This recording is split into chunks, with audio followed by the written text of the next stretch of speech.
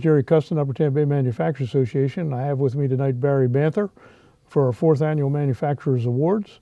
And Barry is going to be our guest speaker, and he has a great background. And Barry, thank you for being with us tonight. And I know you have a very, very busy schedule. I appreciate you being there. Jerry, it's my honor. I've looked forward to this. Thank you very much for the privilege. Barry, I did some research on you, and you have quite a resume out there with education and business and government. Entrepreneur, you're one of the 60 certified management consultants and certified speakers on the globe. How do you see your career, and what's been the most satisfying aspect of that to date? Well, Jerry, thank you. And that's a great question. And I actually, in my last book, wrote about that, A Leader's Gift, How to Earn the Right to be Followed. I had the privilege of becoming a manager of a nationwide organization in my early 20s. And while I understood some of the business side, I didn't understand the management side. And so we had financial success, but I struggled in managing people. And so it caused me to say to myself, I've got to get better at what it means to manage and develop people. And that's when I began really paying attention to what it means to be a manager. Eventually led me to the Institute of Management Consultants, where I received the Certified Management Consultant status. And then at the same time, I wanted to be able to communicate that, not just in a classroom, but in a training environment or a speaking environment. So I joined the National Speakers Association and earned their certified speaking professional. And there are less than 60 of us around the world who do both, who both speak to organizations, conferences, conventions, but do hands-on consulting. I've been blessed to be the lead consultant in over 400 engagements, helping businesses, manufacturers, organizations improve the way they do work. Well, boy, I'll tell you what, we need a lot of improvement in the things that we do. And I'm not going to get into politics too much, except to say that this is probably the most bizarre and polarizing election in my lifetime. But as a business leader, an entrepreneur, what do you see as the major challenges and opportunities we face as a result of where we're going and where we're at in this country? Well, certainly the first one that comes to mind for my clients, who are primarily smaller manufacturers, smaller businesses and organizations, it's regulation. Regulation not only at the federal level, and there are just thousands of ways you can be regulated at the federal level, hundreds of different agencies, but regulation at the state and the city and even the local level. So we have to have someone who'll lead, that'll say, we've got to look at all of these regulations and stop stymieing our smaller businesses, smaller manufacturers, so we can compete. Now the flip side, the good news is we've got a world market. But if we have all those regulations stymieing us, and I don't mean the regulations that are important for safety and health, that's important, but a lot of those unnecessary business regulations make it almost impossible for us to compete on a world stage. So I think that's one key thing, somehow to get a handle on the regulation. I think the other piece of that is the workforce, and that's really having our secondary schools, high schools, our community colleges, our colleges and universities, our technical schools really partner more. I know everyone wants to do that, and we talk a lot about it, but to partner more with businesses so that we're not just developing the skill set, but something I know that's close to your heart, we're developing both attitude and aptitude to do the work. So we need help having a more even playing field around the world. We need help, more partnership, so that the number of people that are out there who want to be employed but simply don't have the full and complete skill set they need, we've all got to partner more to get that done. Those are two big pieces. I think a good thing is there's capital available for business expansion. But if we don't have the right people, and if we're not paying attention to the right processes, we won't be able to grow and expand. Barry, drilling down into the manufacturing sector, which is our focus today, what do you see as the major challenges and opportunities faced in that sector nationally and more specifically the Tampa Bay region? I know we're mentioning regulations and people, but could you either expand on that or drill down a little bit deeper?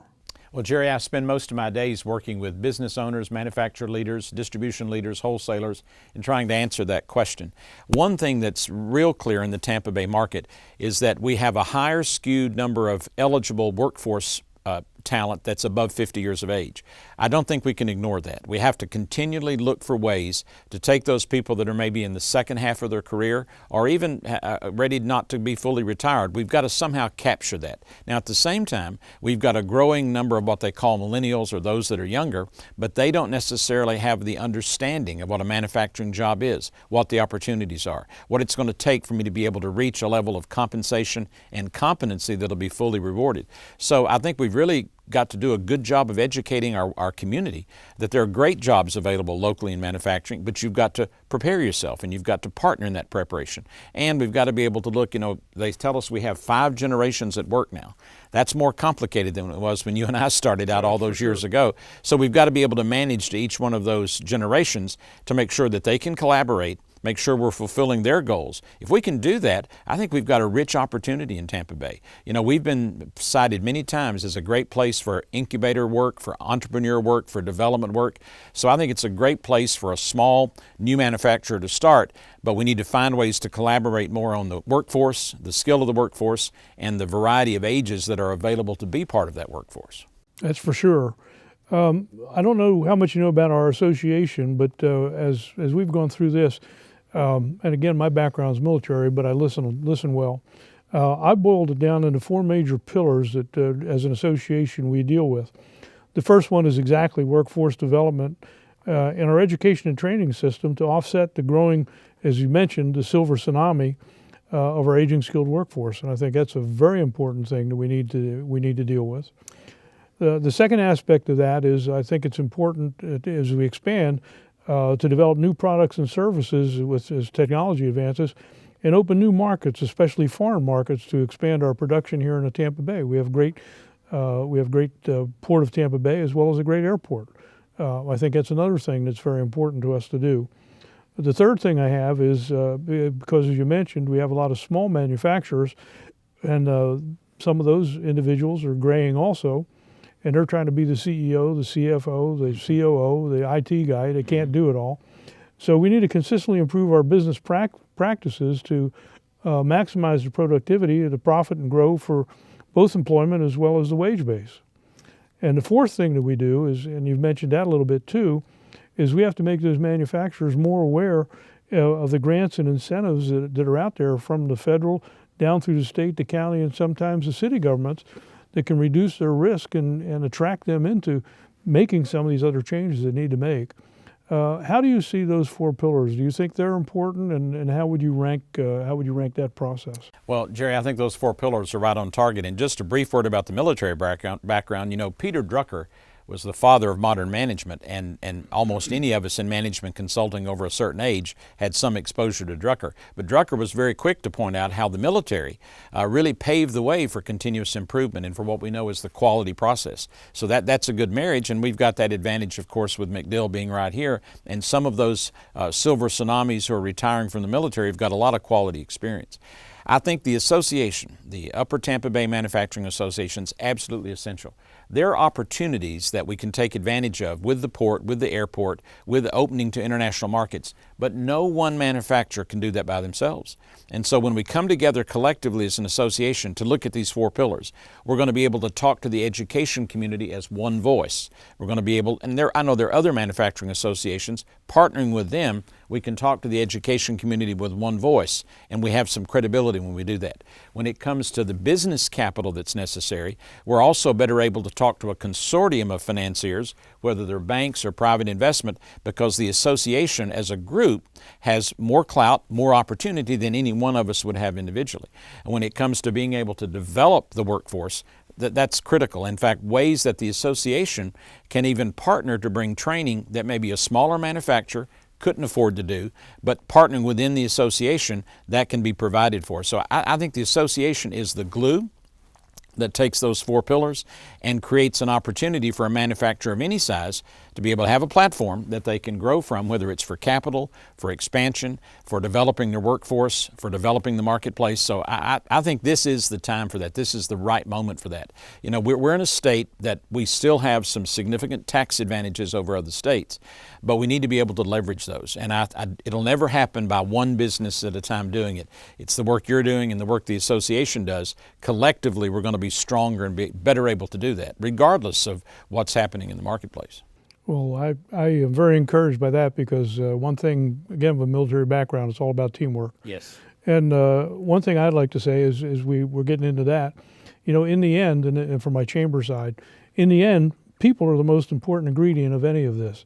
And what I tell our chamber board of directors, we can boil the chamber activity or the association activity down in one word, and that's relationships based on trust and integrity. Mm-hmm. If that's not there, we're not going to go anywhere. We're not going to build those partnerships. But the main thing I hear from the manufacturers critiquing that in terms of the people in the education system is not so much the lack of knowledge of individuals coming out of the education system that they produce, but the lack of a work ethic and teamwork. And I'm not really sure that's a fair accountability for the education system. Is that the responsibility, this teamwork and stuff, is that the responsibility of the education system to develop?